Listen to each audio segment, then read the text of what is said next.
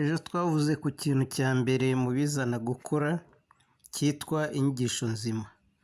Ndagira ngo tuvuge uyu munsi ku kindi kintu kizana gukura cyitwa abigisha bazima.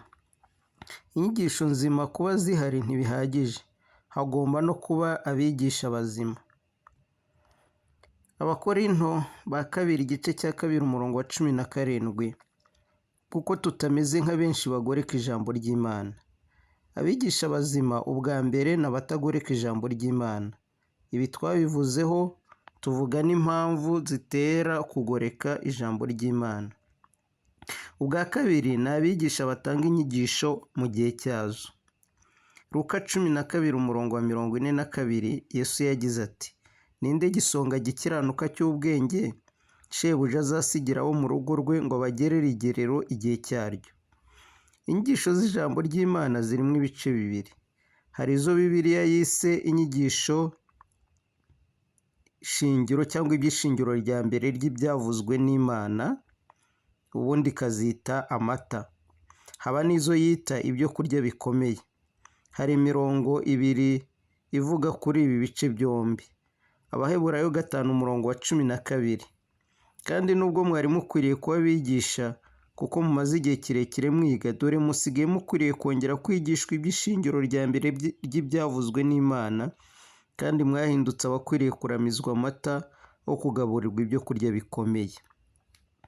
Abakorinto ba mbere igice cya 3 umurongo wa 2, nabaramije amata sinabagaburiye ibyo kurya bikomeye kuko mwari mutarabibasha kandi nanone ntimurabibasha.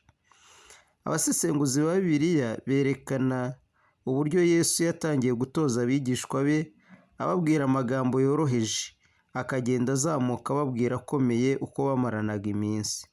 Tekereza igihe ahamagara Natanayeli nk'uko tubisoma muri Yohana igice cya mbere umurongo wa 43 kugeza ku wa 50. Yesu yabanje kumwereka ko amuzi, azi Natanayeli wari waje ashidikanya yamweretse ko amuzi. Natanayeli yemera ko ari umwana w'Imana. Igihe Yesu yamubwiraga ngo dore Umwisirayeli nyakuri udafite uburiganya mu mutima, Natanayeli ati wambonye he? Yesu ati Filipo ataraguhamagara munsi y'igiti cy'umutini nakurebaga.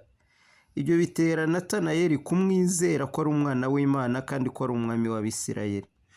Yesu nyamara aramubwira ngo uzabona ibiruta ibyo.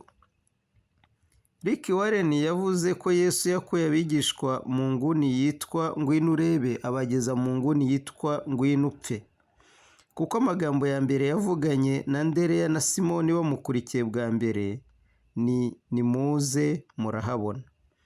Uko iminsi ishira akagenda ababwira ibikomeye gato, nko kubabwira ko bagomba gusiga byose bakamukurikira, ko bagomba kwikorera umusaraba n'ibindi. Abateolojiya bavuga ko ibyo kubambwa yabibabwiye bamaranye imyaka 3, hanyuma babwira ko nabo bazababazwa kubwe. Ibi biratwereka uruhare rw'inyigisho mu gukura mu mwuka. Utekereze iyo umunsi wa mbere ba Andereya na Simoni bahura na Yesu ahita ababwira ngo muze muzampfira, ntawari kumukurikira. Natanayeli wari waje agononwa avuga ngo nta cyiza cyaturuka i Nazareti, yari guhita abwira abamuhamagaye ngo sinababwiye ko nta cyiza cyaturuka i Nazareti. Buriya birashoboka ko mu matorero yacu hari abakristo bajya badashobora gukura mu mwuka kuko bahise bajyanwa ku nyigisho zitari ku rwego rwabo, cyangwa kubasaba gukora ibyo kwizera kwabo kutarashyikira. Njya mvuga ko n'ibibwirizwa dutanga mu materaniro gusa bitashobora gukuza abantu. Kubwiriza ni nko gufata abantu uhereye ku ruhinja kugeza ku musaza ukabaha igaburo rimwe, cyangwa gufata abanyeshuri guhera mu irerero mu kiburamwaka kugeza kuri kaminuza ukabaha isomo rimwe. Abo birenze urwego rwabo ntacyo bazumvamo, ahubwo bizabakomeretsa. Abo biri ku rwego rwabo bazumva ari amen. Abarenze urwo rwego bazumva nta ntambwe nshyashya bateye.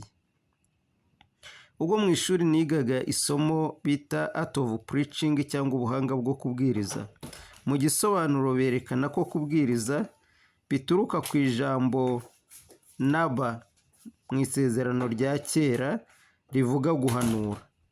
Mu isezerano rishya hagakoreshwa amagambo kwamamaza cyangwa proclaim, kuvuga ubutumwa evangelize, guhugura, gukomeza, kwinginga exhort, comfort, beseech.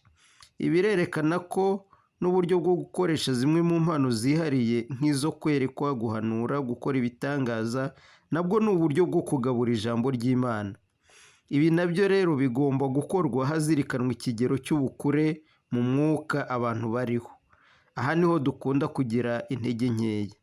Ariko ubundi iyo turi abigisha beza, hari aho Imana iduha iyerekwa cyangwa ubuhanuzi tukabivuga mu buryo butaziguye. Ariko hari n'aho ibiduha tukabivuga mu buryo buziguye. Kudasobanukirwa ibi kuri bamwe nibyo bizana amakimbirane mu itorero, kandi amakimbirane si ikimenyetso cy'ahari ubukure, ni ikimenyetso cy'ahari ukubabana mu mwuka. Nk'uko Pawulo yagaragarije Abakorinto mu gice cya 3 ko ikigaragaza ko bakiri abana ari uko muri bo hakirimo ishyari, amahane no kwirema ibice. Ibi biratwereka yuko dukwiriye gusenga isengesho Yesu yatubwiye ko tugomba gusaba nyir'umurima akohereza abasaruzi mu bisarurwa bye. Dusaba Imana y'itorero abagabura b'ijambo ryayo bakwiriye, kugira ngo abana b'Imana bashobore gukura bagere ku kigero gikwiriye Imana ibifuzaho. Mana ushimwe, watugeneye ijambo ryawe nk'ibyo kurya by'umwuka, nyamara kandi niko hakenewe n'abo kugabura ibyo kurya by'umwuka bakwiriye. Ubwawe Kristo ubaza igisonga gikiranuka cy'ubwenge wasigira abo mu rugo ngo kibashe kubagerera igerero ku gihe cyaryo. Itorero Mwami rikeneye abo gutanga igerero ku gihe cyaryo.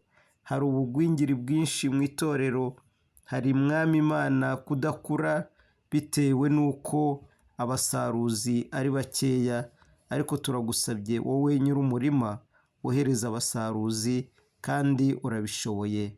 Mu izina rya Yesu, amen.